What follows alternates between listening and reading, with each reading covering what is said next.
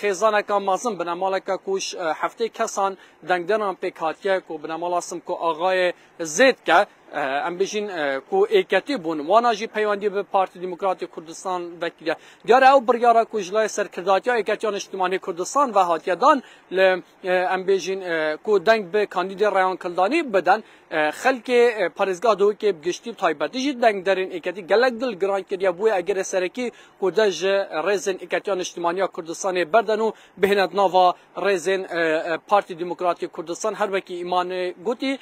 کو سرکلی سایکتی بو به هیچ فشارکش برکو قناعت و گهشت و باوری کو تنه پارتی دموکراتی کردستان پارزگاری